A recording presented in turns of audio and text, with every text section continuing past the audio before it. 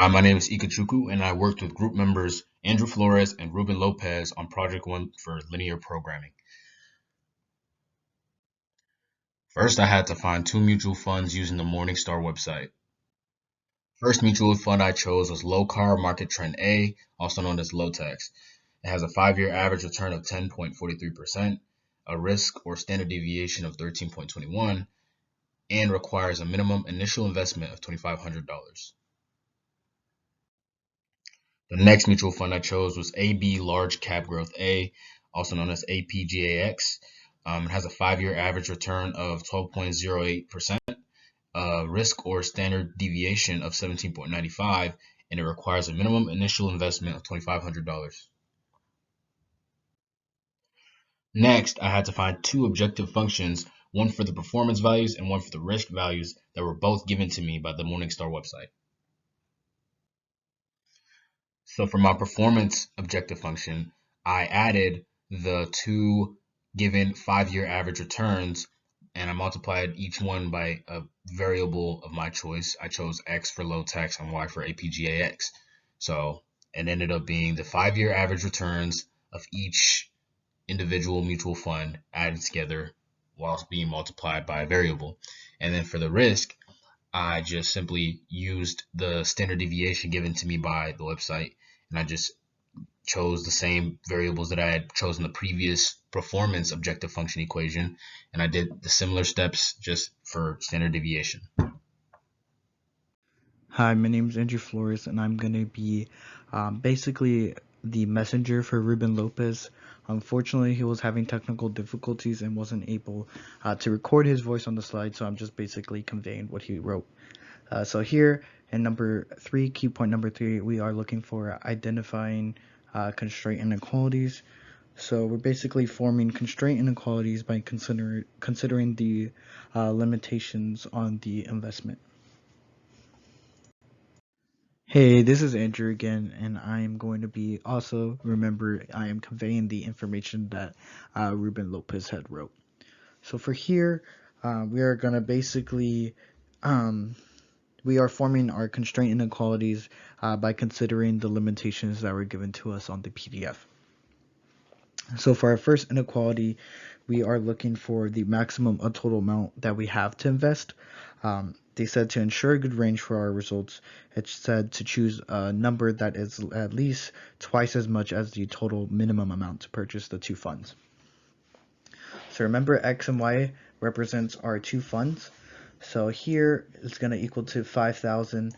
And the reason why this is equal to 5,000 is because the X and Y, the initial investment was 2,500. So 2,500 plus 2,500 gives us that 5,000. So we know we had to be twice the amount, so that's why we had 10,000 right here. So that forms our first inequality, or our first constraint.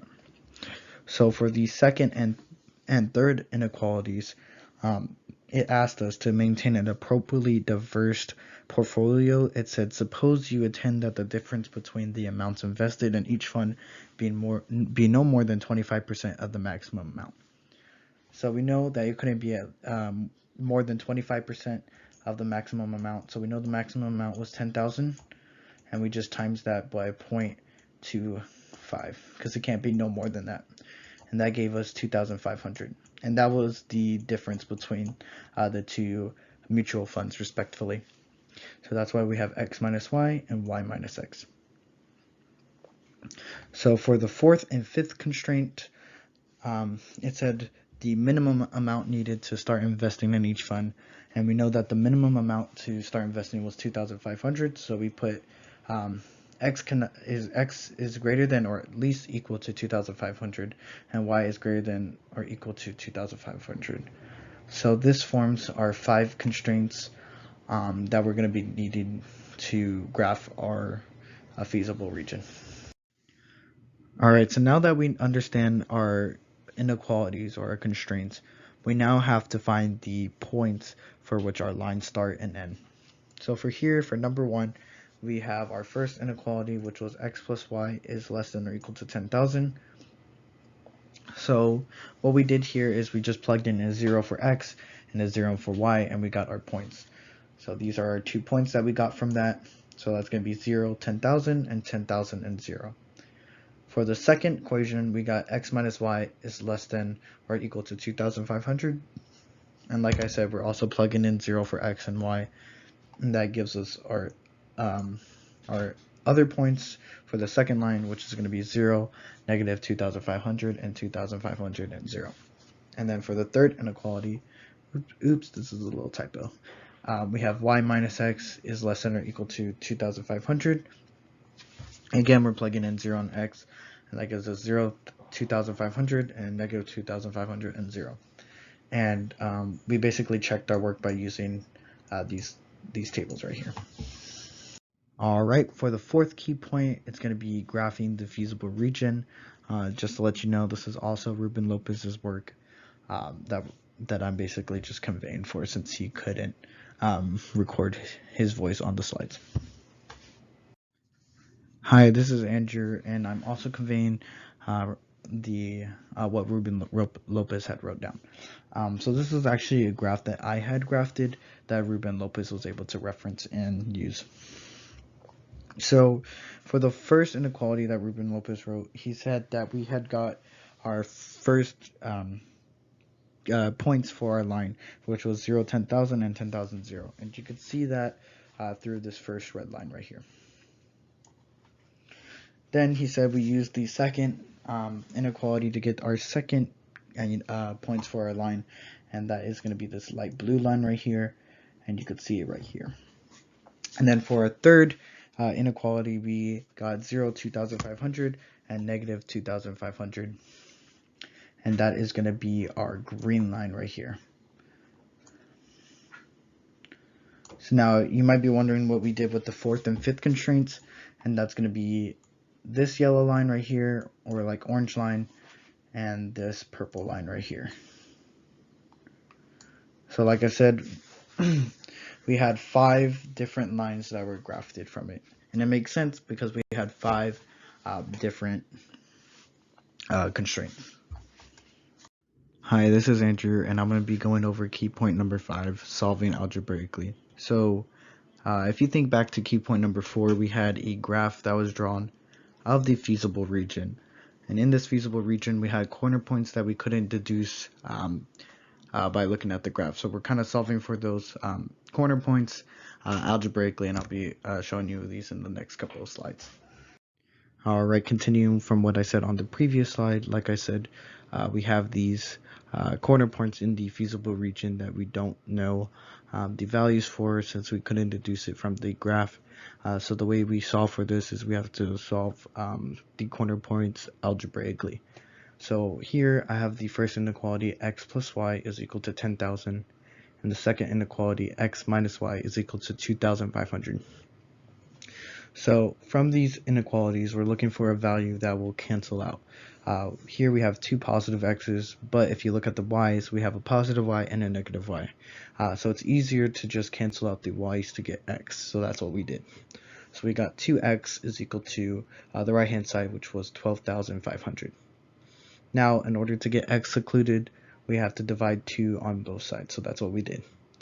That gave us x is equal to 6,250, and with this value we basically just plugged it back into the first inequality.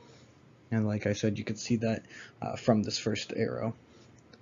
So we have 6,250 for the x plus y is equal to 10,000. We subtracted 6,250 on both sides to get y is equal to 3,750. So now we have an x and a y value, and that is what you see right here. This is going to be one of the corner points of the feasible region. Alright, instead of doing the first and second inequality, this time we're going to be doing the first and the third inequality. So like I said, the first inequality still stays the same, which was x plus y is equal to 10,000, but our new inequality, which is going to be y minus x, is equal to 2,500. So like I said, I'm looking at these two inequalities and I see I have a negative x and a positive x, so I'm going to go ahead and just cancel those. So I get 2y on the left hand side is equal to 12,500 from the right hand side. So like I did previously with the other x where I'm trying to seclude it, I'm going to do the same with this y. I'm going to seclude it as well. So I'm going to divide by 2 on both sides to get y is equal to 6,250. So looking at the kind of like the red little line, we're going to be plugging this y into the first inequality. So we have x plus 6,250 is equal to 10,000. We're going to subtract 6,250 on both sides to get x is equal to 3,750. So we have x is equal to 3,750, and you can see it kind of right here. Boop. We have x for 3,750 and y for 6,250. So that's going to be one of our corner points in the feasible region. So for this process, we're going to be using the third inequality as well as the fourth constraint. So this process is a little bit different from the previous two corner points that we solved algebraically, so I kind of want you to pay a little bit more attention to the process that is being done here. So for the third inequality, we got y minus x is equal to 2,500, and for the fourth constraint, we got x is equal to 2,500. So since the fourth constraint is just basically an x value, I plugged in that value into the third inequality. So I got y minus 2,500 is equal to 2,500. I added 2,500 onto both sides since I wanted to have the y by itself. So I got y is equal to 5,000. I plugged in this value into the third inequality. So I got 5,000 minus x is equal to 2,500. I subtracted 5,000 on both sides to get negative x is equal to negative 2,500. I divided by the negative to get x is equal to a positive 2,500. So now we have the x and y value. We were able to get another corner point, which is going to be 2,500x and 5,000y. Alright, so this is going to be the last corner point that we're going to be solving for. So we have the second inequality, x minus y is equal to 2,500, and the fifth constraint, y is equal to 2,500. So this procedure is pretty much similar to the previous corner point that we solved for. Instead, we have a y is equal to instead of a x is equal to. So for this one, we have y is equal to 2,500, so I'm just going to plug that into the second inequality. So I have x minus 2,500 is equal to 2,500, and the reason why it's negative is because of this right here. So we're going to add 2,500 onto both sides to get x is equal to 5,000. We're going to plug in that x value into the second inequality, so we have 5,000 minus y is equal to 2,500, and then we're going to subtract 5,000 on both sides to get negative y is equal to negative 2,500. We divide by the negative to get y is equal to 2,500. And like I said, we're going to use the x and y to get our new corner point, and that's going to be 5,000, 2,500. And this is our x, and this is our y. Well, that was a lot of math, but thankfully we have all the corner points in our feasible region. And looking back at our graph for the feasible region, we had 5 different corner points, and here we have 5 different corner points, so it all checks out. Alright, so for key point number 6, we're going to be talking about optimization in the objective function. So we're looking at the values that are going to give us the least risk and the values that are going to give us the best performance.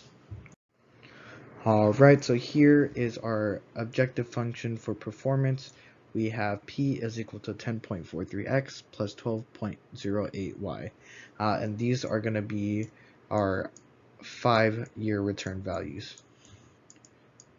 Please mind my handwriting, it's kind of bad, but this is going to be our 5-year return values. Alright, so now we're just plugging this equation into our corner points. So here we have our first corner point, which is 2,500x and 2,500y. So we put 10.43 times 2,500 plus 12.08 times 2,500 to equal $56,275. Like I said, we're going to move to our second corner point, and that's going to be 2,500x and 5,000y to get 10.43 times 2,500 plus 12.08 times 5,000 to get us $86,475. For our third one, we're going to have 3,750x and 6,250y. So that's going to be 10.43 times 3,750 plus 12.08 times 6,250 to give us a value of $114,613. And that is rounded up from this value right here. All right, and then for our fourth corner point, we're going to get 6,250x, 3,750y, so we get 10.43 times 6,250 plus 12.08 times 3,750 to give us a total of $110,488, and that's also rounded up from this value. And then for the last and final corner point, we have 5,000x and 2,500y to get 10.43 times 5,000 plus 12.08 times 2,500 to give us $82,350. Highlighted in the purple is going to be the maximized return. So our corner point for the maximum return from the 5-year return is going to be 3,750 and 6,250. And like I said, you can see this because this clearly gives you the most money. Alright, so now that we know the corner point that's going to give us the best performance or the most money for our initial investment, we now have to look at the corner point that's going to give us the least risk, or that's going to minimize the risk factor. So here we have another objective function, r is equal to 13.21x plus 17.95y. So these values are our standard deviation, and I'm going to write it here even though, like I said, I'm not the best at writing. And the thing to note about standard deviation is that the higher it is, the more the riskier it is, I should say. So this value right here, 17.95, would be riskier than 13.21x. So just a little thing to keep in the back of your mind. So like I said, we're also plugging this function or equation into our corner points. So the first corner point we have is 2,500x and 2,500y. So we have 13.21 times 2,500 plus 17.95 times 2,500, and this gives us a value of 77,900. All right, so for our second one, for our second corner point, we have 2,500x and 5,000y. So this gives you 13.21 times 2,500 plus 17.95 times 5,000. This gives us a value of 122,775. For our third value, it's going to be 3,750x and 6,250y. So this is going to be 13.21 times 3,750 plus 17.95 times 6,250, and that gives us a total of 161,725. So for our fourth corner point, we have 6,250x and 3,750y. So that's going to be 13.21 times 6,250 plus 17.95 times 3,750, and that gives us a value of 149,875. And then for our last corner point, it's going to be 5,000x and 2,500y. So that's going to be 13.21 times 5,000 plus 17.95 times 2,500, and that gives us a value of 110,925. So from these values, we see, I've already highlighted it, but we see that the lowest value is going to be when x is 2,500 and y is 2,500. And you can see it right here, minimize risk is 2,500 and 2,500. Alright, so this is kind of stripped from the PDF, but it does say test all the corner points to find the one that maximizes your return and the one that minimizes your risk. So we did that in the previous two slides, but now it's asking, are they the same corner point? Why not? So I said no, the corner points are not the same. The corner point to maximize the return value is 3,750 and 6,250. while the corner point to minimize risk is 2,500, 2,500. Now, the reason for this is that the higher the initial value is, the greater chance it has to make a high return value. But in turn, the higher the initial value is, the greater the risk. This is why the corner point 2500X and 2500Y has the lowest risk, as it is the minimum amount needed to invest in each mutual fund. Hi, this is Andrew again, and I'm just going to be wrapping up these slides. So this is key point 7, conclusion. So the central question here is how much to invest in each fund. So we have X representing low tax and Y representing APGAX. So here we're looking at performance as well as risk to choose which or how much to put into each mutual fund. So here we decided to put 5,000 into low tax and Y or 2,500 into APGAX. The reason for this is because of these equations right here. This is measuring the performance and this is measuring the risk. So as you can see, you still get a 5-year return value of $82,350, which is a pretty high amount still, but the risk is also not as high as the other ones that we had seen previously with the other corner points.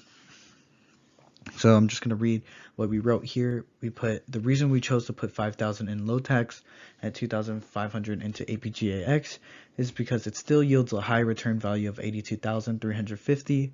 Furthermore, the initial investment isn't as high and riskier as the other corner points, making it a more viable option. The standard deviation of 13.21 is less compared to its counterpart of 17.95, making it a less risky investment, which we all thought was a better way to use our money. If we compare it to another similar corner point, and this is the corner point that's going to be using 17.95 for the standard deviation, you can see that the risk factor here is, can I write? The risk factor here is much greater than the one right here. So that's why we had chose these for our how much do we invest in each fund. So you can see with the higher standard deviation, it creates more risk, and we don't want to be out of our money if things don't work. So this is why we chose 5,000 in low tax and 2,500 into APGAX respectively. All right, so that was a long project, but what did we learn out of it? So this is what we're going to be discussing here. Unfortunately, I don't believe we can all put our own voice here. It would have been kind of cleaner that way, but I'm just going to be voicing over what we all learned. So I learned that the higher the standard deviation is, the higher the risk. Also, I've learned that to have a higher return value, you need to put a higher initial investment in. And this is Ruben Lopez. He said, like Andrew said, I also learned that the higher the standard deviation is, in turn, the higher the risk, but also how the initial investment is the main component in all of the constraints and the way the graph is shown. And then Ike put, I learned about the current state of the stock market and how it affected the 5-year return for the two mutual funds that we chose. He also learned that the initial investments for each fund were considered constraints for each equation. All right, and that's the end of our project of Project 1 Linear Programming. We thank you so much for actually listening to this and hearing what we had to say about how we came upon graphing the constraints, learning to graph the feasible region, what our mutual funds were off of Morningstar, and just overall being here for the journey. So thank you so much. We do appreciate it. Coming from me, Andrew Flores, as well as Ike, and as well as Ruben Lopez.